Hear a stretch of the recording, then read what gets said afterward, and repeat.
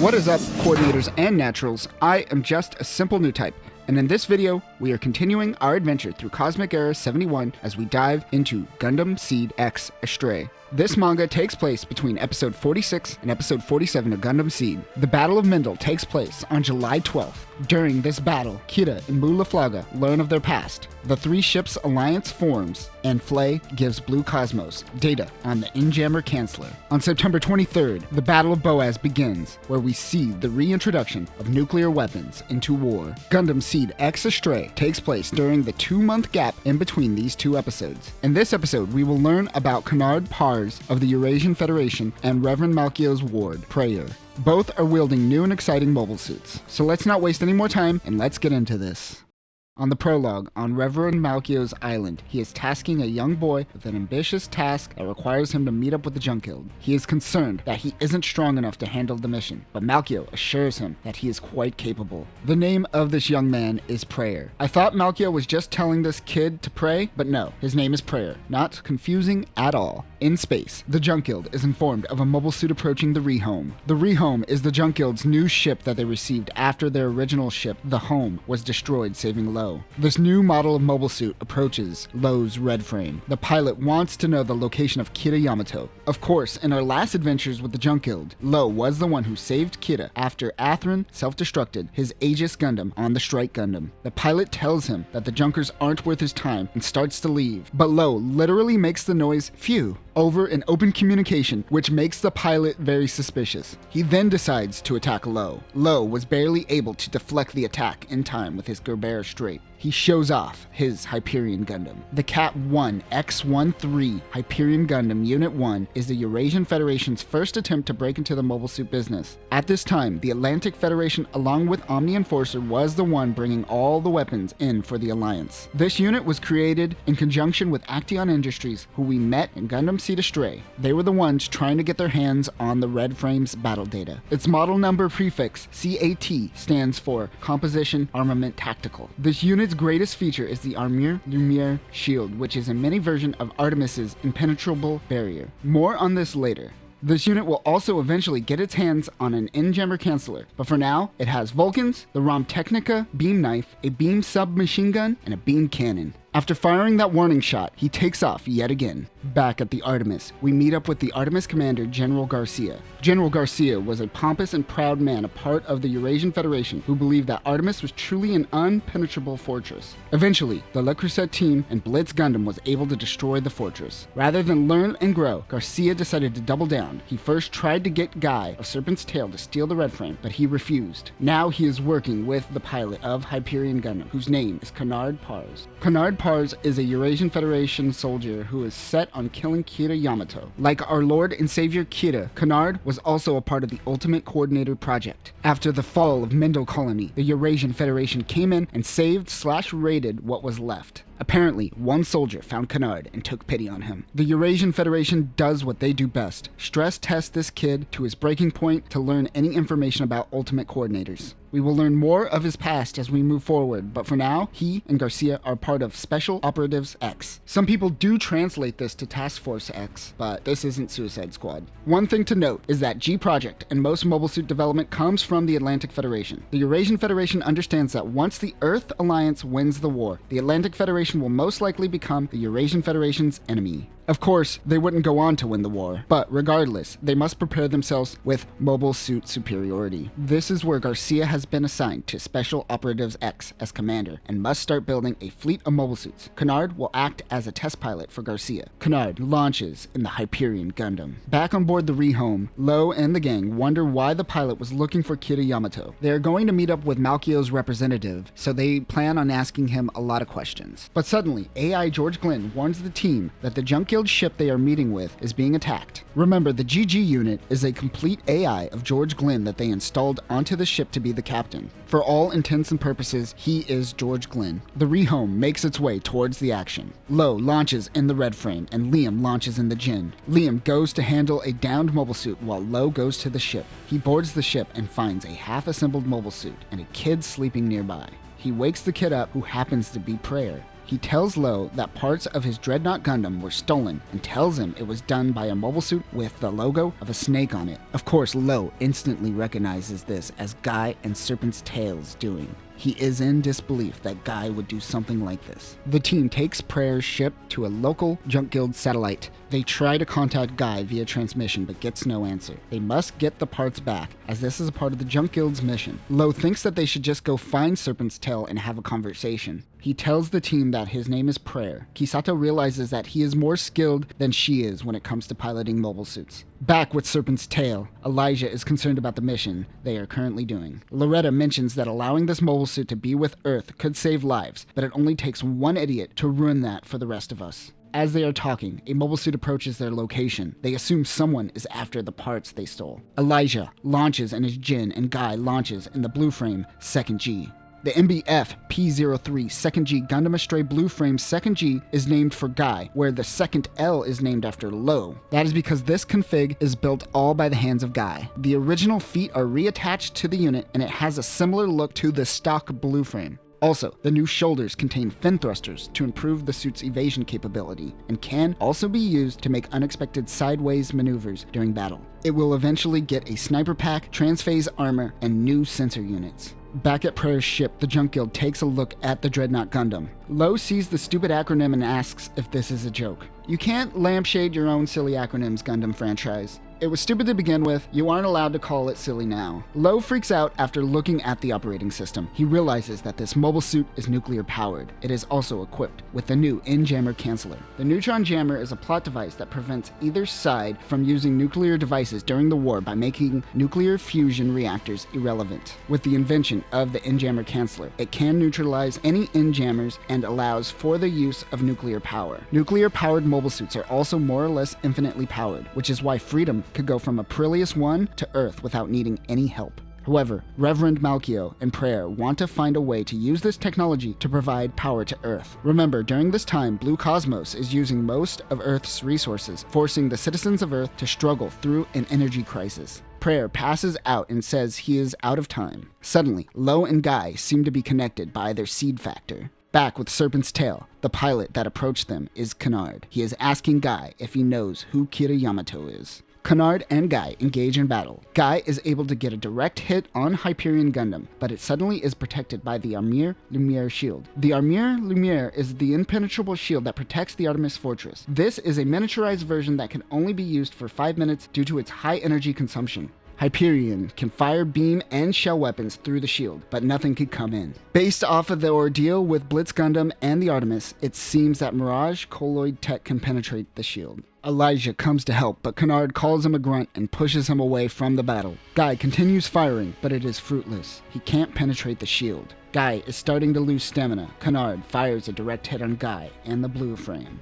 Everyone freaks out, but Guy survived the blast. He, along with the Gundam, is badly injured. He realizes that the shield is the same as Artemis. Guy throws his backpack system at Hyperion Gundam to distract Canard, then comes in from the back and uses his Schneider anti-beam coated combat knife. Both Elijah and Guy make the retreat. Canard goes in to attack, but Hyperion Gundam runs out of energy at that moment. He gets a transmission telling Canard to return to base for something important. Back at Serpent's Tail, Guy tells the team that because of the Armure Lumiere tech, he is sure that they were just attacked by the Eurasian Federation. He says he won't let Canard get away next time. At the Ame no Mihashira, Rondo Mina Sahaku finds out that the Eurasian Federation has made their move. Rondo Mina Sahaku is the twin sister of Rondo Gina Sahaku, who died by the hands of Lo and Guy in Gundam Seed Astray. Rondo plans on taking her revenge by letting the Atlantic Federation and Eurasian Federation weaken each other. That is when Orb will come in and take its rightful place as the most powerful nation. The Junk Guild meets with Serpent's Tail, but it is just Kazahana who shows up. She tells the team that they will have to wait a little longer. It seems Serpent's Tail is scheming and making sure it doesn't get into the hands of Prayer for a reason, but they won't tell the Junk Guild what that reason is. Garcia informs Canard of a new mission. They found out about the in-jammer canceller and nuclear-powered mobile suits, so this new mission is to steal one of the nuclear-powered units. Canard realizes that if he had nuclear power added to his mobile suit, he could power the Armure Lumiere shield for an infinite amount of time, making him invincible. Back at the rehome, the Red Frame and Lo tries to protect the ship from a Zaft fleet. Prayer decides to go out in his incomplete Dreadnought Gundam. The YMF X000A Dreadnought Gundam is the first Gundam created with a nuclear engine. This Gundam's battle data will go on to help create justice, freedom, and providence. Unlike other nuclear-powered units, nuclear bits are stored in the head of the Gundam. This allowed for the reuse of parts from the gates to help bring down costs. It has phase shift armor and a new Dragoon system. Remember, the Dragoon system in the Cosmic Era is similar to funnels in the UC universe. This Dragoon system is closer to the Mobius wired gun barrels, but they are wireless. It won't be until Providence Gundam that we will see that traditional funnels look. When the Dragoon system is attached, it has a giant X on its back, giving the mobile suit its namesake, X Astray, even though it has nothing to do with the Astray systems. He goes out to help, but is suddenly attacked by Hyperion Gundam and Canard. Canard didn't expect to run into the Junk Guild again. Right as they attack each other, they are interrupted by Mikhail Kost and his Jin High Mobility type. The ZGMF 1017M Jin High Maneuver type is a unit that extended the life of the Jin before the inevitable gates takes its place. It has new thrusters and a backpack unit, making it very maneuverable in space and very fast. Only a limited number of these units were created before the introduction of the gates, but these units were typically given to ace pilots. It can reuse certain parts of Jins for repairability and uses an experimental 27mm armor assault rifle which has a heavy blade that can be used like a bayonet. He is a part of the Zaft crew that initially attacked Low. Now Mikhail and Canard begin fighting one another. Zaft launches 6 Mobius mobile armors. Canard uses the Armure Lumiere system. The Junk Guild team hides behind the rehome as Hyperion attacks Zaft. Kisato notices that Canard is using a technique to filter the weak units out in front, making it easy to pick them off one by one. Mikhail is the only one left of his unit. He retreats in disgrace. Canard takes control of the rehome. They can't seem to break into their computer, so he attempts to use a virus. AI George Glynn is hiding somewhere while this is all happening. Liam mentions that this goes against the Junk Guild treaty that prevents Zaft and the Alliance from attacking neutral parties. Canard responds by shooting him in the shoulder. George Glynn opens up a trap door, allowing the team to escape. George Glynn will start distracting the Eurasian fleet. He makes the ship act up. It seems the virus doesn't affect George Glynn for reasons. While Canard is debugging the ship, Commander Garcia shows up out of nowhere. Canard shoots him instantly. It is a hologram. While dealing with the ship's nonsense, 2 units approach. Meanwhile, the Junk Guild sneaks around the hangar. They are planning on taking out the 3 remaining Eurasian Federation guards, but they didn't account for 1 extra guy. Suddenly, out of nowhere, Guy in the blue frame breaks into the hangar in such a badass way. Oxygen comes rushing in, but they close that hole with the quickness. Guy goes directly to Prayer and asks him if he's Malkio's representative. He says yes, and Guy gives Prayer the Dreadnought Gundam's head. He says he is returning it now because it no longer is a product of Zaft. It seems that the data was leaked to the Alliance, and now everyone has this technology. From the original Gundam series, we know that it was nihilist Raoul Le Creuset who leaked the data to Blue Cosmos. Kazahana looks over at Prayer and decides to stay with the Junk Guild for now. Serpent's Tail heads out with 1 less member. The Junk Guild starts getting to work fixing the Dreadnought. Canard, who, yes, is still wandering around the ship, finally comes into the hangar and yells, "It's a Gundam!" like a true Gundam fan. Canard is looking for Kira Yamato. He remembers a moment from his past. At a random Junk Guild base, Canard has killed the entire crew. His wrist device starts beeping, and he begins to freak out. He decides that the only solution is to cut off his arm. A man comes in. He realizes that Canard is a coordinator, and perhaps something beyond that. Canard tells him that he is a failure, and that is when the man realizes that he is an ultimate coordinator. The mysterious man tells him to simply become the successful version of an ultimate coordinator. He tells Canard that he could do that by killing Kira Yamato. This mysterious man is what fueled Canard's desire to kill Kira. Last time, George Glynn distracted Canard with random ship protocols. During this time, the Junk Guild has received the Dreadnought head from Guy and attached it to the Gundam. Canard finally busts into the hangar. Low ensures Prayer that they could fix up the ship because he was holding back his firepower. Now that Low gives him the go-ahead, he begins firing his Vulcans on Canard. The Dreadnought has 76mm Vulcan rounds that'll put a giant hole through a man. Canard contacts a remaining Eurasian soldier and tells him to overpower the engine controls. Doing this over time will eventually cause the engine to explode. Low realizes what Canard is trying to do. He tells Prayer to fire a shot with the beam rifle towards the starboard bow. Prayer fires it, shooting through the rehome and hitting Canard's Agamemnon-class ship. Low tells Canard to leave or he will do it again, destroying his ship and probably the rehome in the process. Canard has no choice but to retreat. Everyone is safe, the virus is gone, and Liam is in medbay after getting shot. The red frame has been completely disassembled by Canard. He recognizes that if they don't stop them now, they will continue coming after them. Lo wants to use the Dreadnought, but Prayer says that he has the ability to use its full potential, so he will go even though he is currently weak. Kazahana says that she will go with him. She tells a story about how Guy is so strong that he actually doesn't need anyone to help him, but one person can only do so much. But with the power of teamwork, one person can achieve greatness. They both head out in the Dreadnought. Canard notices and heads back to the ship. Dreadnought and Hyperion Gundam engage in battle. Prayer focuses his seed factor and uses the Dragoon system. The bits are attached via wire, but they are a wireless system. Canard realizes this after slicing the wire off. We talked about Dreadnought's Dragoon system last time, but this isn't the Dragoon system with the X that we will eventually see. This is a simple 2-bit system called beam reamers. Sounds dirty. Anyway, he reams his beam hard and all over Hyperion Gundam. Hyperion Gundam is in shambles, but Canard's cockpit is intact. Prayer tells him to surrender immediately. Canard thinks that he is going to die, so naturally he thinks of Kida Yamato. But he is able to get Hyperion barely up and running. The way the Armure Lumiere works is it sends out wireless bits to create the shield. He happens to have one bit still equipped, so he uses it to create a very tiny Armure Lumiere system. He charges towards the Dreadnought, but it is still useless. Hyperion is now in more shambles. Now is Prayer's chance to finish him off, but he passes out. Kazahana takes the reins and takes the mobile suit back to the ship, leaving Canard alive.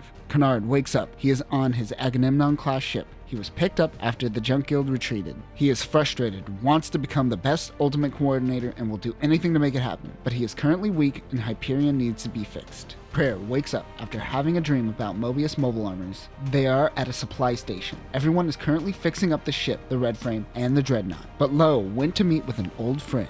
Prayer tells them about the quantum communication system that allows the Dragoon system to work wirelessly. This Zaft-made technology also allowed for very little latency between device and thought, but it requires someone with an incredible spatial awareness to make it work. Meanwhile, Lo is going to meet with his friend, who happens to be DaCosta. DaCosta is an underling of Andrew Watfield and a part of the Klein faction and the Three Ships Alliance, which is where Lo just so happens to be traveling. He looks up to see the 3 ships. Back at the Junk Guild station, a MA-2 Mobius comes rushing towards them. Prayer knows this is Canard. The Junk Guild security comes out and gets wrecked instantly. Prayer decides to go out to talk to him. Luckily, the Dreadnought is all fixed up and ready to go. Back on board the Eternal, DaCosta isn't the one who wanted to meet with Lo. It was actually Andrew Watfield. Watfield says there is something that both of you should know. Lo turns around to see Guy standing right there. Back at the Artemis, Prayer allows himself to be taken as a prisoner by Canard. Commander Garcia is happy that he finally got his hands on the mobile suit with an in-jammer canceller. With glee, he tells his commanding officer about the mobile suit, but his commanding officer tells him that they have moved and made a deal with the Atlantic Federation to create new weapons for them. Since they already have in-jammer cancellers, there is no longer a need for the Cap mobile suit program and Special Operatives X. Garcia is mad and tells his men to go arrest Canard for taking so long completing this mission. While this is happening, Canard is currently interrogating Prayer. Prayer tells him the last time they fought, it only grew his hatred, so he decided not to fight instead.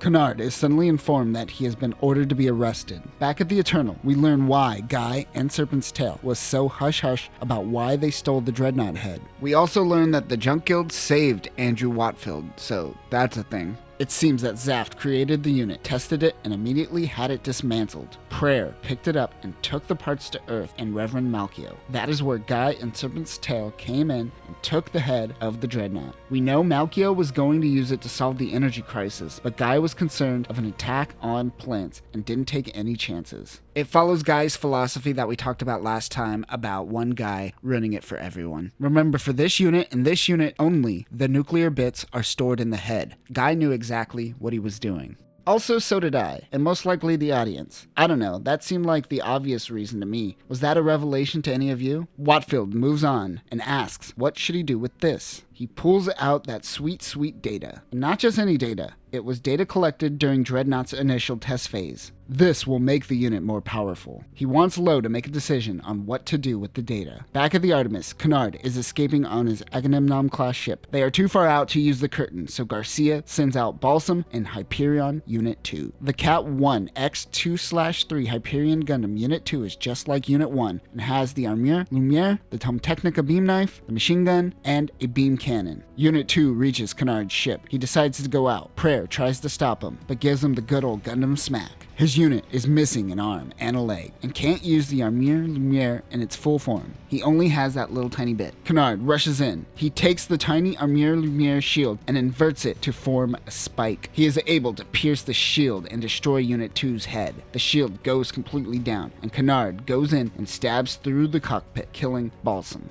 Canard then grabs the unit and takes it back to his ship to use for extra parts. This is a pretty badass way to end an issue. Prayer watches in awe. Canard comes in and attacks the lunar base. He is looking for an N-jammer canceller. Prayer is taken aback by Canard attacking his own troops. He also wonders why he just doesn't take the one from the Dreadnought. Canard tells him that because one day the Dreadnought will have to fight him once again, and he wants it to be at its full potential. Pistis, Canard's right-hand woman, explains to Prayer that the Atlantic Federation was never their allies and just sees them as pawns. She also seems she cannot forget Operation Spitbreak, where the Atlantic Federation used the Eurasian Federation as nuclear cannon fodder. Lo returns and is getting caught up by the Junk Guild of the situation regarding Prayer. Lo thinks that handling the data that Watfield gave him is more important at the moment. He tells Kazahana to have faith in Prayer for now. They start figuring out a weapons manufacturing facility they could use that is open to civilians. Lo thinks of one idea. Back at the lunar base, Commander Morgan Chevalier comes in piloting his dagger using a special gun barrel pack. His mobile suit is the standard dagger, but it is equipped with the gun barrel striker pack. This striker pack was originally used in Mu Laflaga's modified Mobius Zero before switching to the Skygrasper. It then went on to be used as Morgan's striker pack.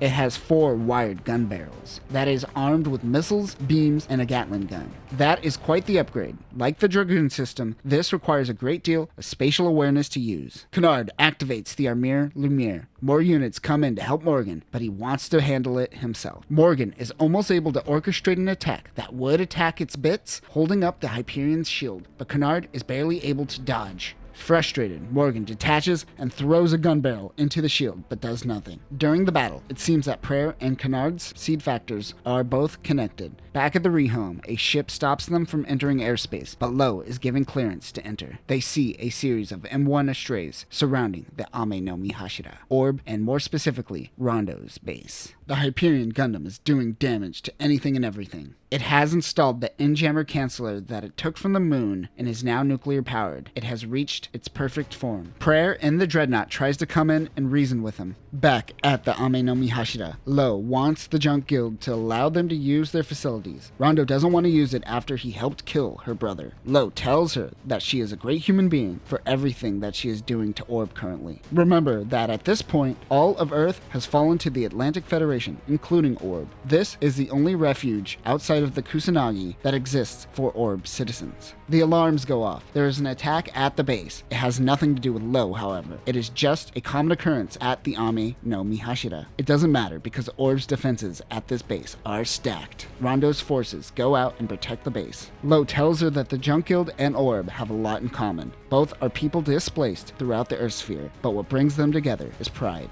Rondo allows Lo to use the facilities. Canard is looking after Prayer, telling him that he can't die until he fights Canard. While talking, a pursuer comes in after the ship. It is Guy in the blue frame. It seems that he is on a mission, specifically from Lo and the Junk Guild. It was for him to deliver a video directly to Prayer, which is just Lo telling him that he is building a special weapon for the Dreadnought and to come back soon. As Canard wants to fight Prayer at his strongest, he allows Prayer to leave to upgrade his mobile suit. Back on board the rehome, Prayer tells Lo that he doesn't want to kill anyone and doesn't want to pilot the Dreadnought anymore. Lo tells him that the mobile suit is just a tool and he could choose to use the tool however he likes. He he decides that he will pilot the Dreadnought and try to use it to save Canard's life. Lo refers to this unit as the X Astray because it has a big X on its back. But to Lo, he sees the blue frames, the red frames, M1s, and all of Orb's doing as something the good guys would do. And in this moment, Lo is just trying to say that Prayer is a good person. It is time. Prayer goes out to the L4 point near the abandoned colony zone to meet Canard. Of course, Canard just wants to fight while Prayer wants to talk it out. Canard activates his Armure Lumiere shield.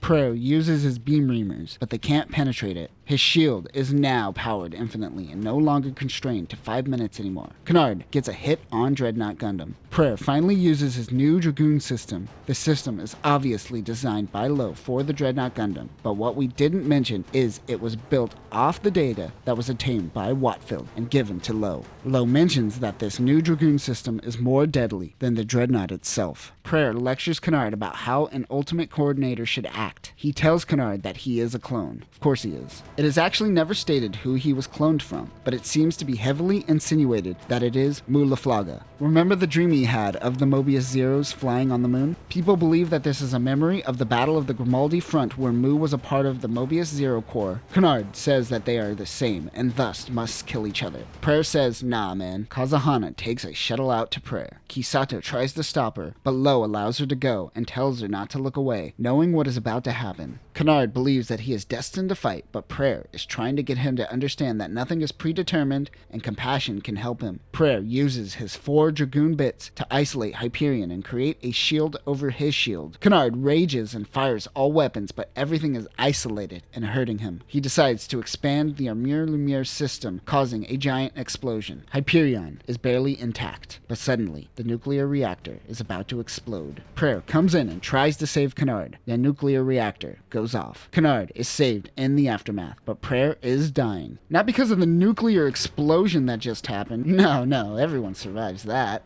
Prayer tells Canard that he is a clone, but he was a flawed clone and his cells are mutating and killing him. His time for this earth is just about up. Canard wonders why he saved him. Prayer tells him that everyone is connected through compassion. Prayer dies in Canard's hands. He grabs his body as Kazahana comes to him. Canard tells her that Prayer was a clone and clones are meant for death. He wonders why he gets to live. Back at Serpent's Tail, Kazahana gives a report to Guy. As she tells them that Prayer was killed in action, she breaks down and cries. On Earth, Canard delivers the N-Jammer Chancellor to Reverend Malchio, along with Prayer's necklace. Reverend Malchio tells Canard that he has inherited Prayer's will and that Prayer is right by his side. While walking on the beach, he happens to see Kira Yamato and Atherin Zala talking. This is the man that he promised that he would one day kill. What does Canard do? He simply walks past him and on to his next adventure, as he is now a free man. And that will do it for our adventures in Mobile Suit Gundam X Astray. I really enjoyed this one, but like Lo saving Kira in Astray, having the Junk Guild save Watfield is such an obvious retcon, and unlike the Kira moment, this is stretching it. Nonetheless, I may actually like what is happening behind the scenes of Gundam Seed more so than what is happening with Kira. But who knows, that may change as we dive into our next adventure, Mobile Suit Gundam Seed Destiny Astray. But that will do it for this episode. Remember, coordinators, if you give someone a metaphorical hug, be sure to pair it with a force field hug as well. Peace.